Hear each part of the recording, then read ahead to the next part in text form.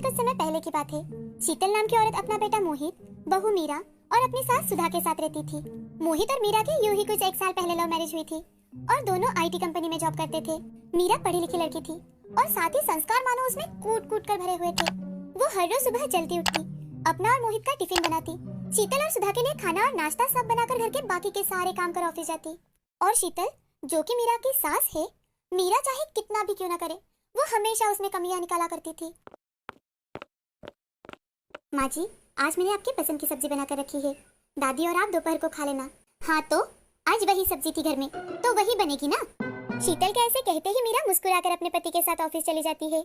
मीरा को पता था कि उसकी सास उसे बोलती है, लेकिन वो दिल से ये सारी बातें नहीं करती और ना ही वो बुरी है। कुछ दिन यूं ही गुजर जाते हैं। अब मोहित का बर्थडे था, तो शीतल उसके बर्थडे पर अपने और मोहित के करीबी दोस्तों को बुलाया करती थी। इस दिन शीतल ने अपने बेटे की भलाई के लिए घर में पूजा रखवाई थी, तो मीरा शीतल से, माँ जी, क्यों ना हम सारे लोगों का खाना बाहर से ही ऑर्डर कर दें? हाँ, कल तो तुम दोनों की छुट्टी जो है, तो तू तो आराम से उठ सके और तैयार होकर पार्टी एंजॉय कर सके।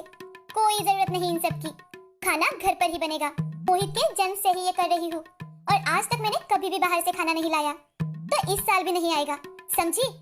ऐसा कहकर शीतल खुद से बड़बड़ाते हुए, ये आजकल की लड़कियाँ कुछ काम की नहीं होती, इन्हें तो बस पैसा दो और काम करवा लो, यही आता है। पैसे की तो कोई कद्र ही नहीं रही इन्हें। अपनी सास की बातें सुनकर मीरा को बहुत बुरा लगता है, लेकिन फिर भी वो कुछ भी नहीं कहती और वहाँ से चली जाती है। अब दूसरे दिन सुबह मीरा 4 बजे उठकर नहा धोकर तैयार हो जाती है और भगवान की पूजा कर घर में होने वाली पूजा की तैयारियां करती है। सारे मेहमानों के लिए अपने 2 नौकरों के साथ खाना बनाना शुरू कर देती है। करीब 70 से 80 लोग आने वाले थे।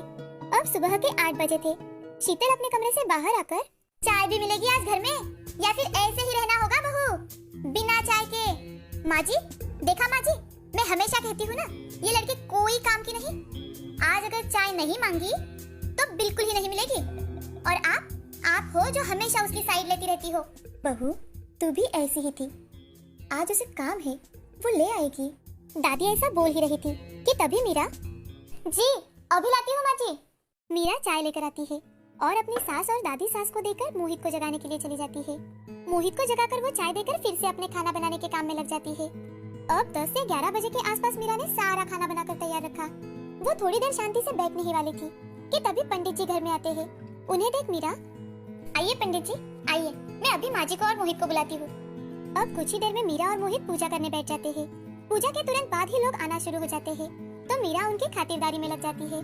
किसी को सब्जी, किसी को चावल, किसी को रोटी, लोग जो मांगे वो झट से उन्हें परोस देती। लेकिन लोग ज्यादा और परोसने वाले सिर्फ मीरा और घर के काम करने वाले 2 नौकर ही थे।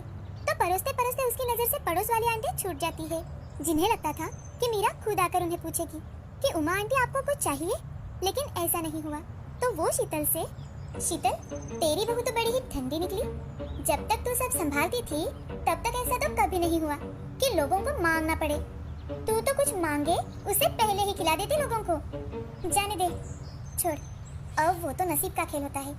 अब देखना, मेरी बहू पढ़ी लिखी नहीं है, लेकिन फिर भी वो सारे काम इस ढंग से करती है कि मुझे किसी शिकायत का मौका ही नहीं देती। अब उमा जी की बातें सुनकर शीतल को जरा गुस्सा आ जाता है। वो मीरा को खरी खोटी सुनाने ही वाली थी कि तभी सुधा दादी, अरे तू वो उमा है ना? मैंने सुना है कि तुम्हारी बहू तुमसे अलग रहना चाहती है, क्या सच है? सुधा दादी के ऐसे कहते ही उमा आंटी चुप हो जाती है और चुपचाप साइड में जाकर अपना खाना खाने लगती है और दादी शीतल की ओर देख वहाँ से चली जाती है। अब शाम तक सारे मेहमान अपने अपने घर चले जाते हैं। शाम के समय मोहित ने अपने कुछ दोस्तों को पार्टी के लिए बुलाया था, तो अब वो आ जाते हैं। उनके आते ही मीरा उनकी खातिरदारी में लग जाती है। वो बेचारी भूखी प्यासी पूरा दिन काम किए जा रही थी, लेकिन किसी ने उसे एक बार भी नहीं पूछा था और ये सारी चीजें शालिनी देखकर अनदेखी कर रही थी कि तभी मोहित, अरे मीरा, मेरे दोस्तों को कुछ स्टार्टर में लाओ, कुछ पकोड़े, समोसे, कुछ लाओ जल्दी। जी अभी लाती हूँ। अब मीरा की और ज्यादा भागदौड़ शुरू हो जाती है। मीरा समोसे और पकोड़े ला ही रही थी कि तभी मोहित, मीरा पहले कुछ सॉफ्ट ड्रिंक लाओ, मेरे दोस्त आज पहली बार मेरे घर आए हैं। मीरा अपने माथे पर आया पसीना पोंछते हुए, जी मैं अभी लेकर आती हूँ। मीरा समोसे और पकोड़े टेबल पर रख देती है, सॉफ्ट ड्रिंक ग्लास में भरकर लेकर आती है, लेकिन अब उसके हाथों में मानो जान ही नहीं थी। भूखी प्यासी पसीने से लथपथ मीरा के हाथों से वो ग्लास का ट्रे नीचे गिर जाता है। उसे देख मोहित, मीरा क्या तुमसे इतना भी काम नहीं होता ठीक से? तुमने तो मेरा पूरा दिन खराब कर दिया है आज। थोड़ी सी भी जान नहीं है क्या तुम्हारे हाथों में? मीरा अपना पसीना पोंछते हुए सारे टूटे ग्लास के टुकड़े जमा कर वहाँ से निकल जाती है। तभी शीतल, देखा देखा अपनी पसंद। अरे मैंने इसे देखते ही पहचान लिया था कि ये कैसी लड़की होगी, लेकिन तब तो तुम पर इसका भूत चढ़ा हुआ था, भूत। मेरी पसंद की लड़की से शादी करते तो आज ऐसा बिल्कुल भी नहीं होता। शीतल के ऐसे कहते ही मोहित का दोस्त, अरे मोहित, तूने किस नाजुक कली से शादी कर ली भाई, जो एक ग्लास को भी नहीं संभाल पाई, तो तुम्हारी जिंदगी को क्या संभालेगी? दोस्त के ऐसे कहते ही बाकी के दोस्त जोर जोर से हंसने लगते हैं। तो उन्हें देख और मोहित की चुप्पी देख मीरा को बहुत दुख होता है। वो रोते रोते अपने कमरे में चली जाती है और कमरे का दरवाजा बंद कर देती है कि तभी सुधा दादी जोर से सब पर बरस पड़ती है। वो शालिनी और मिहिर से, वाह रे भगवान और वाह रे उसकी लीला। मोहित शादी तो कर ली, लेकिन तुम्हारा जो दोस्त बोल रहा था कि तेरी बीवी तेरी जिंदगी नहीं संभाल पाएगी, अभी उसे बताती हूँ कौन किसकी जिंदगी संभाल नहीं पाएगा।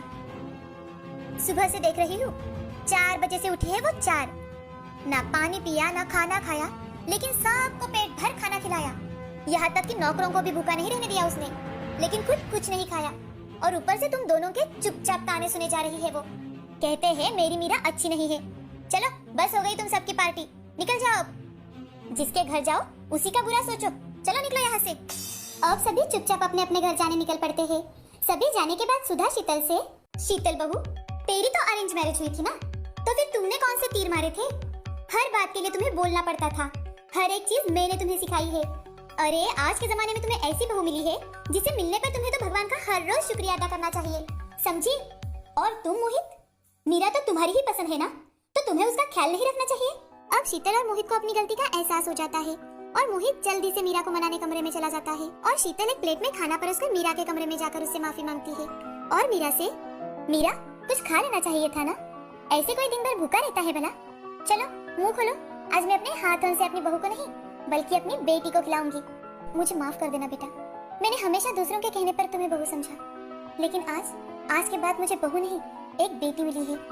मीरा झट से अपने सास के गले लग जाती है और अब से हर रोज सुबह और शाम दोनों वक्त किचन से बातों के साथ साथ हंसी की आवाजें गूंजने लगी। मीरा, मोहित, सुधा और शीतल की लाइफ में सब कुछ अच्छा हो जाए।